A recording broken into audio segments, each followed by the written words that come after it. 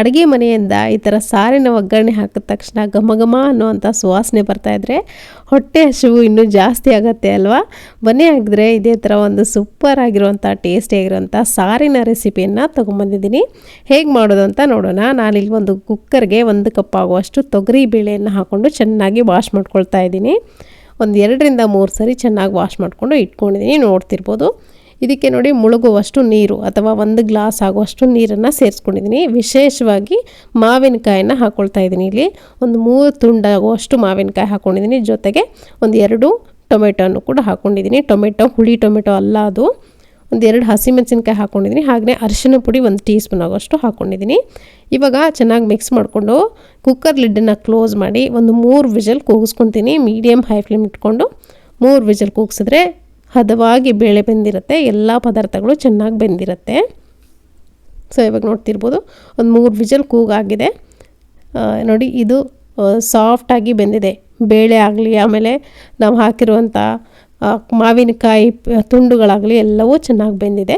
ಒಂದು ಮ್ಯಾಶರ್ನ ಸಹಾಯದಿಂದ ಚೆನ್ನಾಗಿ ಮ್ಯಾಶ್ ಮಾಡ್ಕೊಳ್ಳಿ. ಬೇಳೆ ಪೂರ್ತಿಯಾಗಿ ಮ್ಯಾಶ್ ಮಾಡಬೇಡಿ, ಜಸ್ಟು ಮಾವಿನಕಾಯಿ ಹಾಗೆ ಟೊಮೆಟೊ ಮ್ಯಾಶ್ ಆಗಬೇಕು. ಇವಾಗ ಇದನ್ನು ಸೈಡಲ್ಲಿ ಎತ್ತಿಟ್ಕೊಳ್ಳೋಣ.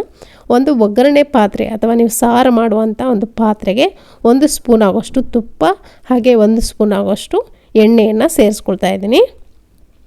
ಚೆನ್ನಾಗಿ ಕಾದಾದಮೇಲೆ ಒಂದು ಅರ್ಧ ಗೆಡ್ಡೆ ಆಗೋಷ್ಟು ಬೆಳ್ಳುಳ್ಳಿನ ಜಜ್ಜಿ ಹಾಕ್ಕೊಳ್ತಾ ಇದ್ದೀನಿ. ಹಾಗೆಯೇ ಸಾಸಿವೆ ಜೀರಿಗೆ 1 ಟೀ ಸ್ಪೂನ್ ಅಷ್ಟು ಹಾಕ್ಕೊಂಡು ಚೆನ್ನಾಗಿ ಮಿಕ್ಸ್ ಮಾಡ್ಕೊಳ್ತಾ ಫ್ರೈ ಮಾಡ್ಕೋಬೇಕು. ಈ ಬೆಳ್ಳುಳ್ಳಿ ಏನಿದೆ ನೋಡಿ ಎಣ್ಣೆಯಲ್ಲಿ ಜಸ್ಟ್ ಫ್ರೈ ಆಗಬೇಕು, ಕಲರ್ ಪೂರ್ತಿಯಾಗಿ ಚೇಂಜ್ ಮಾಡಬೇಡಿ, ಕೆಂಪು ಕಲರ್ ಆಗೋವರೆಗೂ ಬಿಡಬಾರ್ದು, ಜಸ್ಟ್ ಎಣ್ಣೆಯಲ್ಲಿ ಫ್ರೈ ಆಗಬೇಕು. ಆ ಫ್ಲೇವರ್ ಏನಿದೆ ನೋಡಿ ಎಣ್ಣೆಯಲ್ಲಿ ಬಿಟ್ಕೋಬೇಕು.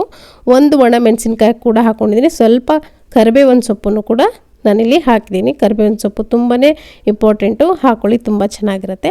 ಒಂದು 4 ರಿಂದ 5 ಹಸಿಮೆಣಸನ್ನು ಹಾಕ್ಕೊಂಡಿದ್ದೀನಿ. ಈ ಥರ ಸೀಳ್ಕೊಂಡು ಹಾಕ್ಕೊಳ್ಳಿ.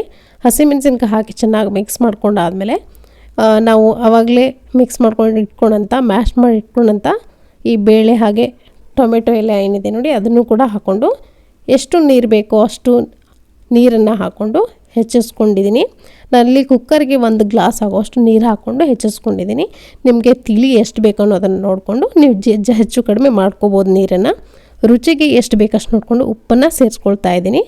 ಜೊತೆಗೆ 1 ಟೀ ಸ್ಪೂನ್ ಆಗೋಷ್ಟು ಬೆಲ್ಲನೂ ಕೂಡ ಹಾಕ್ಕೊಳ್ತಾ ಇದ್ದೀನಿ. ಬೆಲ್ಲ ಹಾಕಲೇಬೇಕು, ತುಂಬ ಚೆನ್ನಾಗಿರುತ್ತೆ.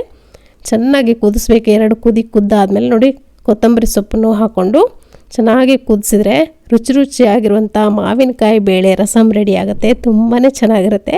ಬಿಸಿ ಬಿಸಿಯಾಗಿರುವಂಥ ಅನ್ನಕ್ಕೆ ಸ್ವಲ್ಪ ತುಪ್ಪ ಹಾಕ್ಕೊಂಡು 1 ಸ್ಪೂನ್ ಆಗೋಷ್ಟು ಸಾರನ್ನು ಹಾಕ್ಕೊಂಡು ತಿಂತಾಯಿದ್ರೆ ನೀವು ಎಷ್ಟು ಅನ್ನನ ಊಟ ಮಾಡ್ತೀರೋ ನಿಮಗೆ ಗೊತ್ತಾಗಲ್ಲ, ಅಷ್ಟು ರುಚಿಯಾಗಿರುತ್ತೆ ಈ ರಸಮ್. ಖಂಡಿತವಾಗ್ಲೂ ಮಾಡ್ತೀರಲ್ವ? ಯಾರ್ಯಾರು ಮಾಡ್ತಿದ್ದೀರಾ ಕಾಮೆಂಟ್ ಮುಖಾಂತರ ಬರ್ತಿರಿಸೋದನ್ನು ಮರಿಬೇಡಿ. ಮಾವಿನಕಾಯಿ ಸೀಸನಲ್ಲಿ ಮಾಡಲೇಬೇಕಾದಂಥ ಒಂದು ರಸಮ್ ಅಂತ ಹೇಳ್ಬೋದು.